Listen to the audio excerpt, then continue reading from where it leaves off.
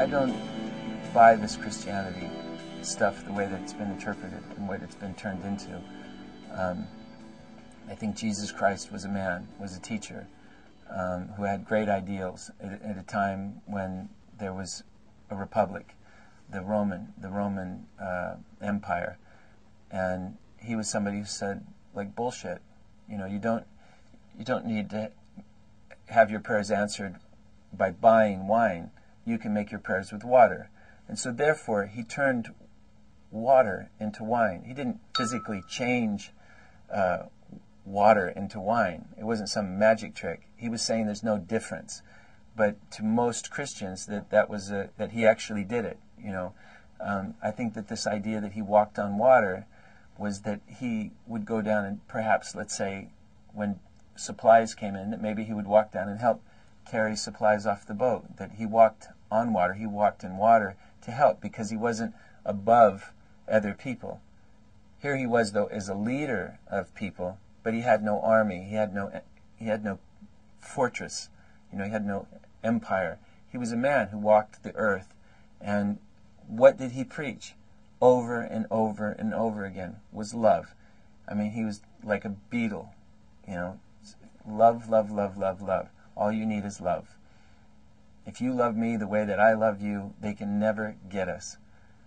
And, you know, how do you fight somebody who's preaching love, who has no army? I mean, that's really frustrating to somebody who has an army, you know. And so I would implore those Christians to go back and just try to read his words and not the rhetoric. You know, go back and just see that he's a person who is a son of God, the same as you're the son of God, the same as I'm the son of God. That whatever God is, it exists inside of you. It doesn't exist outside of you. It's not some place. It's not some place where, you know, heaven is not some place that the streets are paved with gold. Heaven is a place where you can put your head down on the pillow at the end of your life and say, I was a good person. I didn't cheat anybody. I didn't lie to anybody.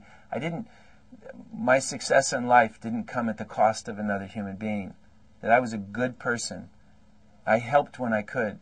When somebody needed something, I reached out and I gave them a hand up. So that when you put your head on the pillow at the end of your life, that you can exhale and go, ah, what a good life I lived, instead of going, you know, am I going to get accepted? Am I going to go to some place that you just want? I think you just, and we are of this earth, and we go back into this earth, ashes to ashes, dust to dust, because we are of this earth. You know, that all life on this planet is interconnected. Is it a coincidence that my lungs look like a tree? That my inhalation is the tree's exhalation, and my exhalation is the tree's inhalation? It's all a symbiotic relationship that we have with nature, you know. And there are creatures on the earth that are just waiting for me to fall down so they can gobble my body up, you know. And why not? I've taken from the earth my entire life. You know, I've taken the resources from the earth, so shouldn't I give my body back to the earth?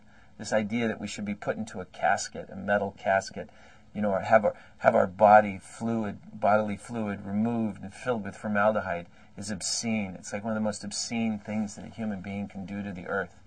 You know, is not give your body back to it. You know, go back in the dirt, man, and give yourself back to the world. You know, we take. That's the biggest problem with the world, is we're just takers. Human beings have this extreme arrogance to think that they're above the world and not part of it.